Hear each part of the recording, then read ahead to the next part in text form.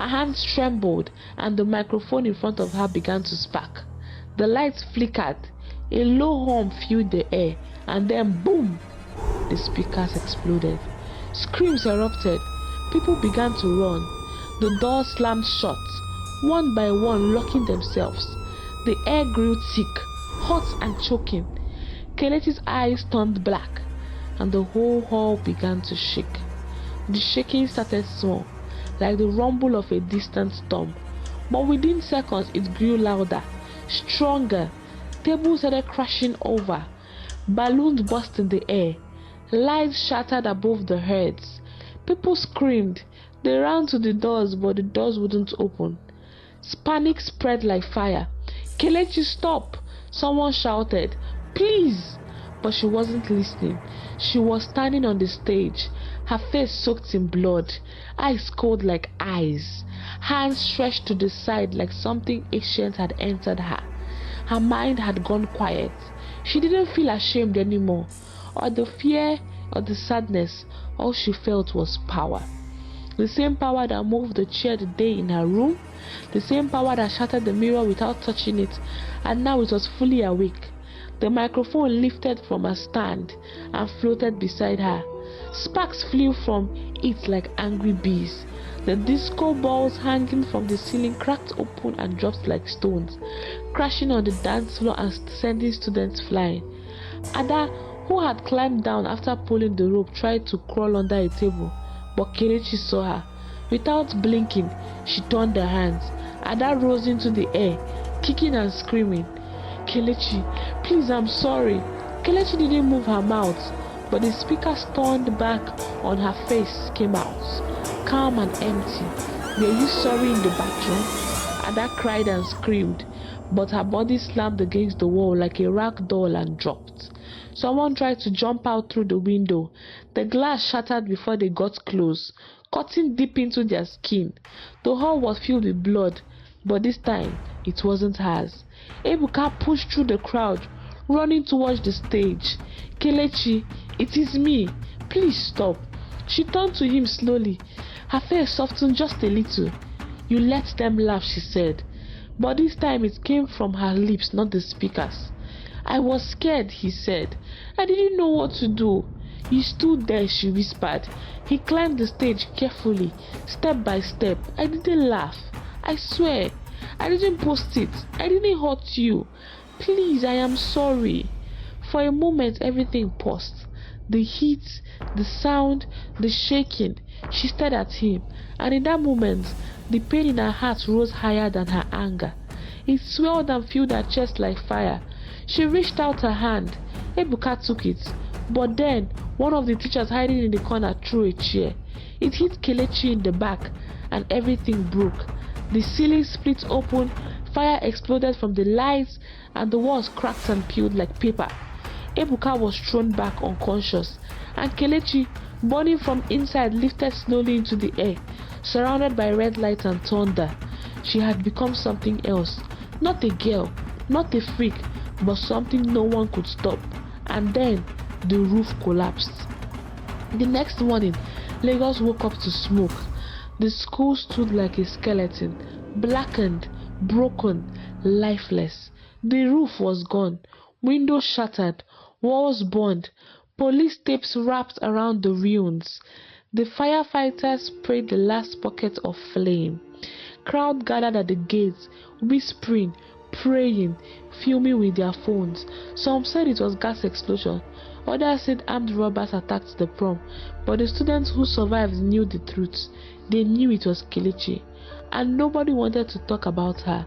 Not even the teachers, not even the principal, who was found hiding in school generator room, his leg broken and his voice shaking. He kept mumbling the same thing over and over. Her eyes were not human. 23 students were confirmed dead. Many were injured. Some were missing. Their parents cried out on TV, demanding justice, but Kelechi's name was never mentioned. Her name was erased from the school record. Her photos were deleted from the yearbook. It was like she never existed. but she did, and she was still alive. News of the tragedy spread far beyond the school. Lagos was in a state of shock. The parents of the victims demanded answers. The government launched an investigation, but everyone knew deep down the truth wasn't something that they wanted to talk about. Things were beginning to unravel. Rumors about Kelechi's disappearance and the destruction of the prom night spread like wildfire. The surviving students, too scared to speak out, were locked in their own guilt. Teachers whispered amongst themselves, but no one dared to confront the truth of what really happened. But some knew. Some remembered the girl who had been quiet, who had been broken by the world's cruelty, and some, though they didn't understand what had happened to her, were beginning to realize the cost of ignoring the pain of others was higher than they had ever imagined. Far from school, in a lonely street in Mushin, a woman walked through the market wearing a dirty wrapper and mismatched slippers. Her hair was wild. Her eyes were red from tears. Mama Esther. She held her Bible close to her chest, shaking, mumbling scriptures. She thought she was safe now, until she reached her compound and found the front door wide open. She stepped in slowly, whispering prayers. Kelechi, Kelechi, if it is you, say something. No answer, only silence. She walked into the parlor. The chairs were gone. The TV was broken. The walls were covered in charcoal drawings, dozens of them, all of Kelechi. Some drawings showed her crying, others showed her eyes glowing. One showed the school hall on fire, another showed Mama Esther herself burning. Then the door slammed shut behind her. They screamed and turned, but no one was there. The lights flickered. Then she heard it, a low whisper, right behind her ear. Mama. She turned slowly. Kelechi stood in the dark. Her gown was stained with blood, her face blank, her eyes were as black as night. Mama Esther fell to her knees. Blood of Jesus, I cast you out, you demon, you witch. Kelechi didn't speak. She raised her hand, and the Bible in Mama Esther's hands caught fire. Mama Esther ran out of the house in fear, but sat still, her body cold, her mind far from calm. Her hair still wild and untamed, swayed gently as the wind blew through the broken windows. She felt nothing, no hunger, no pain, no weariness. Her eyes, once bright with uncertainty, now glowed with an eerie, unnatural light. She had become a different person, no longer the quiet girl who hid from the world, but something lingered deep inside her, like a shadow. She couldn't shake off the faces, the laughter, Ebuka's hesitation, Mama Esther's curses. They all haunted her. They would forever be tied to the darkness that now ruled her heart. Kelechi didn't feel alive anymore, but she felt something else, something cold. She was losing herself, and she felt her life leaving. The darkness that was controlling her was hungry for another soul to use. She walked past a small clinic and froze. Her eyes locked on a girl sitting inside the waiting area, crying softly in her palms. Kelechi's heart stopped. It was Amara, one of the girls who had laughed at her in the bathroom, who had held the camera that recorded her shame. Now Amara sat alone, terrified, holding a pregnancy test. Kelechi's breath quickened. She had just found the next soul to take over the darkness. She moved through the wall like smoke, invincible to the human eye. The air grew cold. Amara shivered. Inside the clinic, the nurse confirmed that Amara feared. She was pregnant. Her boyfriend had denied responsibility. Her parents would kill her. The worst of all, she felt something strange growing inside her, like it didn't belong. That night, Amara had a nightmare. She dreamed where she was drowning in blood. A dark figure floated above her, with burning eyes and long twisted fingers. She screamed, but no one came. Inside her, something shifted. The baby kicked for the first time, and in that moment, deep within her womb, a flicker of Kelechi's soul smiled. News spread quickly. Amara was pregnant. Some students mocked her, others avoided her. She began to look sick, pale, and confused.